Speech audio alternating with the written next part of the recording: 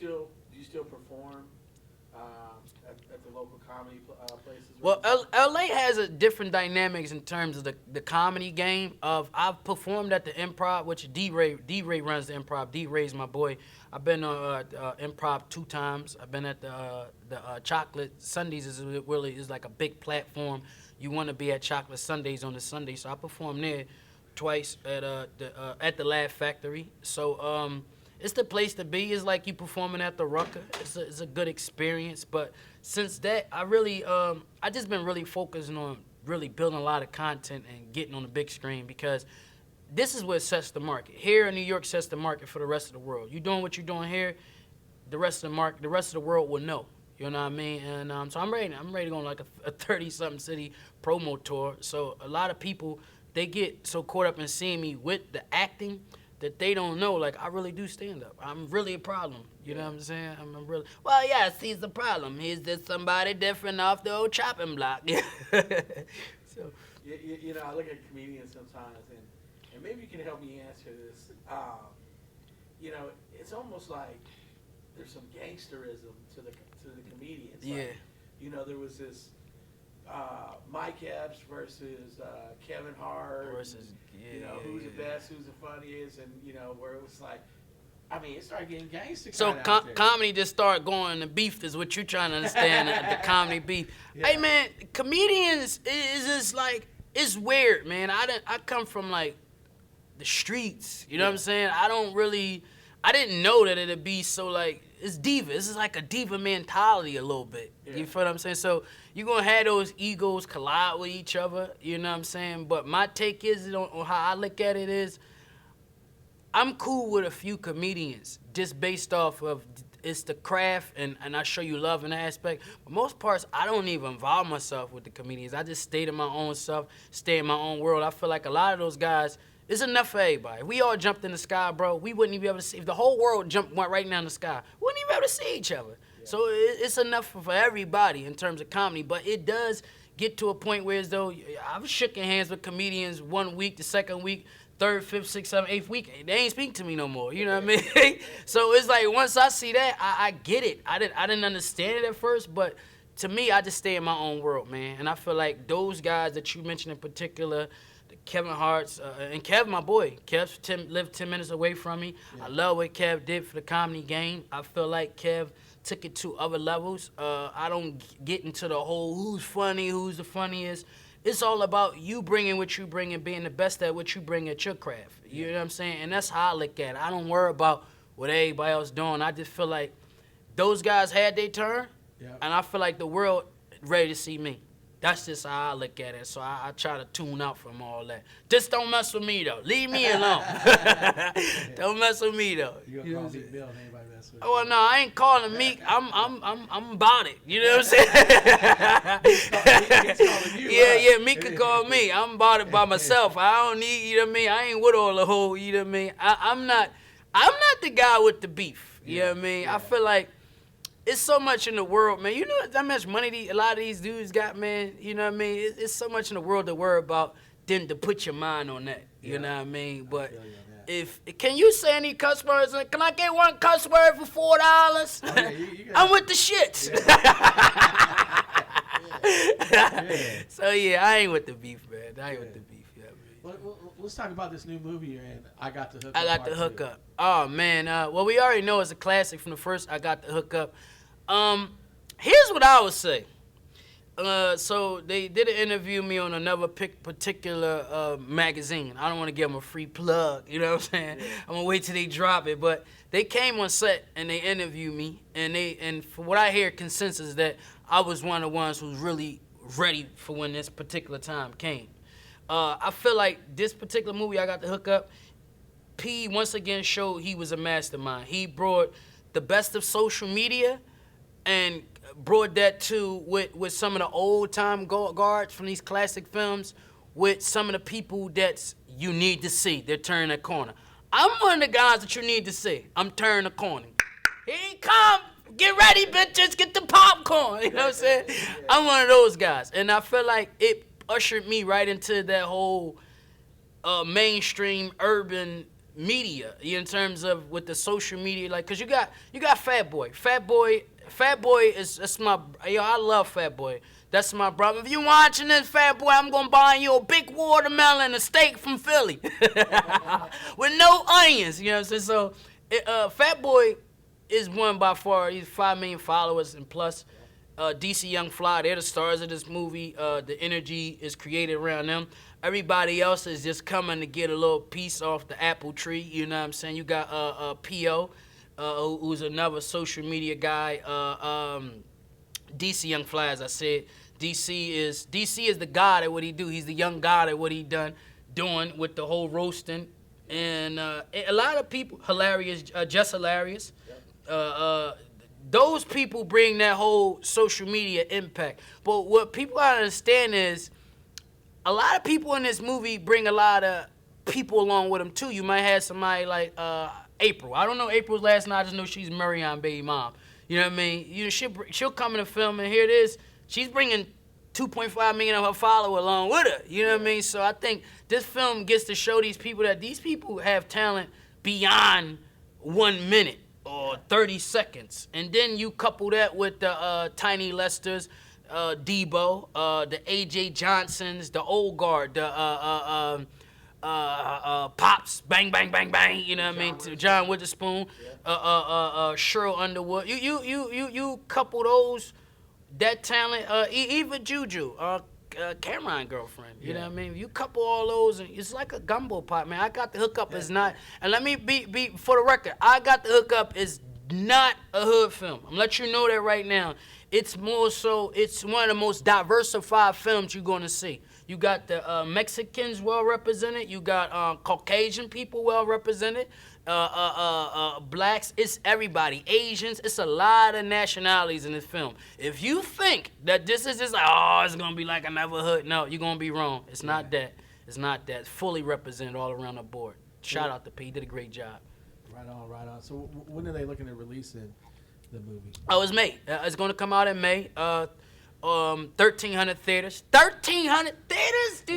Hey, Craig, do you know what 1,300 theaters gonna do for me? I'm gonna be in a lot of these chicks' living room. I'm gonna have me a lot of cornbreads out here. You know what I'm saying? Right. 1,300 theaters, because this film I'm doing with I got Never Heard movie that comes out November 1st.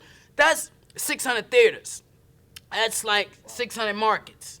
But you talking about 1,300 theaters? Just put it in. I'm gonna put it in perspective. Outkast had a movie out called Alderweireld. You remember that movie? That was only 900 something theaters. You talking about 1,300 theaters? You better get fucking ready and get your popcorn, cause I'ma be in your household. You know what I'm saying? It's a celebration, bitches. Is what I'm trying to tell you. You know what I'm saying? It's the turn up for 1,300. Man, that's a lot of markets, bro. So it's a big deal. It releases 2019 May. All that they put a trailer online. It was just really to show the camaraderie. It was never like, oh no, this is it. Yeah. You know what I mean? That ain't what this was. It's gonna be a great movie. Get your family, get your friends. It's gonna do well. I'm predicting it's gonna do well, very well. Yeah, I agree. I mean, I think that's super smart when you're adding in the social media element too with those folks who have that many followers. Yeah. I mean, the marketing you talking about in terms of everybody saying go. You talking about almost 100 million followers? If you couple everybody in there, that don't count for the little people that's in the crevices that I really don't know their name by facts. Yeah. But when you go look at their page, 4 million. I didn't know who this person was, who that person was. Everybody's bringing something. You know what I mean? And it's going to show Hollywood the power of social media. This is one of them films where you're like, oh, yo, this marketing was smart. It's out the box. So I'm prepared. I'm ready. With the pop, I'm ready. How was it working with Clifton Powell? He's one of my favorite Powell, actors. Another one, man. Another vet that brings substance and integrity to the film. Clifton Powell ain't coming to do nothing. That's some BS. You can forget that. If it's really what it is, Clifton Powell gonna be a part of it, and that's a person I didn't even get a chance to name, but. Yeah. He's a great guy, man. Clifton Powell. If you know Clifton Powell and you met him, yeah, he's the person you want to kick it with. Yeah, you know what I'm saying? He's not with the Hollywood stuff, man. No, and he plays some great characters. He does. He does. Pink was the Pinky from Friday. Pinky, yeah. Well, I gotta mention this. Well, most times when you remember a lot of these classic guys from films, let's look at it like this. When you remember Cat from Friday, you remember the voice. Yep. But it's also your physical appearance. Your physical appearance of what you wear makes a difference. Yeah. What you say makes a difference. So the element of comedy becomes physical. It's also visually what you wear, and that's how with my character that I play, Train.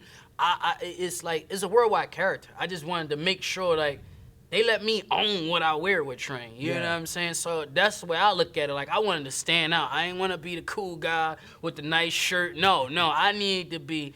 And you say, wait, first and foremost, you better understand who Train is. Put some respect on Train. I just got him over a contract with Amtrak for a new cologne. You understand what I'm saying? So let's talk about that. So the character you play and I got to hook up too. Tell us about that. Well, Train. Well, I'm one of those comedians that I come from that era where as though I looked up to Eddie Murphy. Eddie Murphy, Richard Pryor. That's why I did comedy.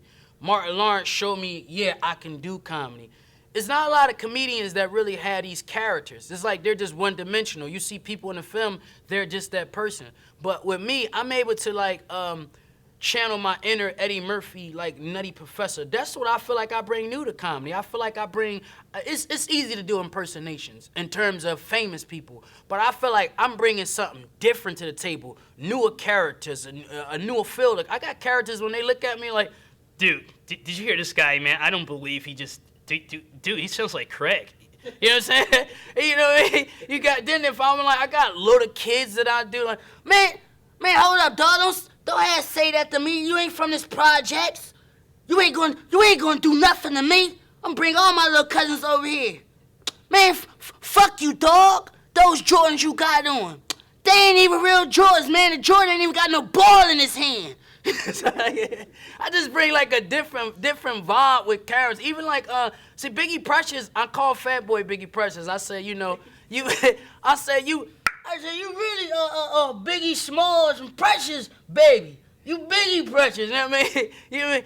It's really a character that I do call Biggie Precious. She's a representation of strong, big women. And she's mostly like, let me tell you something. First and foremost, Craig, okay, I see your little hookup. Got your little 8 little cameras with your little lights. Okay, I see you. Your little bougie hotel. All right, we get it. Okay, you getting a little money. You got a little production. You got a little production. All right, we get you, Craig. You know what I'm saying? That's more her, like those strong, independent, thick girls in the hood that you'll see. Baby boy, you better stop fucking with them little bitches.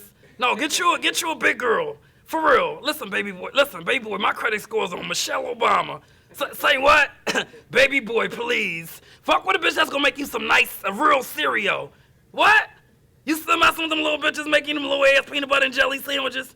What kind of grape jelly? Ain't nobody using no grape jelly no more. Boy, you better stop playing. Get you a big bitch gonna make you some a peanut butter and jelly with a strawberry in here. A gram of strawberry. It's different. Even like I do this guy. He's my black Italian Jew. He's my yeah. Let me tell you something. First and foremost, I don't care nothing about you dip-dip-dozers. I am a different Italian Jew. Let me let you know something. Italians don't eat Italian water ice, okay? We don't eat Roman noodles. So tell your little doozy dozers to do me one favor. Sneak up on me and kiss my ass. You know what I'm saying? It's a different level of what I bring. Even like, so like I try to channel what I grew up around, what I've seen. I grew up around a lot of Latinos, you know what I mean? Like, when I go back home, they're gonna be ready. Like, I'm like, when they, in Philly, I got a big Latino fan base, and I cannot misrepresent them. I can't miss me going in there saying, yo, Pape, yo, let me get the turkey and cheese. You want a turkey and cheese? You want a turkey and cheese? What kind of bread? You want a raw bread? You want a mayo? You want a mayo? They're singing in the mail because a lot of people don't know want the semanas and the sandwich right here, but I'll get it to you. It's a different representation. Yeah. I try to bring all those representations, even the Chinese people. I try to bring them all. Like when you go in the hood Chinese store, you don't have to really do much for your order. It's more like, yo, let me get 3 chicken wings, shrimp fried rice, and give me a Pepsi. Okay, 3 chicken wings, some fried rice, and Pepsi. Yes, somebody here. 3 chicken wings, some Pepsi, some fried rice. Okay, nice for you, nice for you. Yes, I try to bring all elements of those representation. And I feel like it's been a long time in comedy since you got people who do impersonations, but it's like bring me into that character. And that's like what I feel like I bring difference in terms of the comedy game. So Train is just one of the characters they took a liking to and a love to, and it's just been accepted worldwide. And I run with it. I just run with it.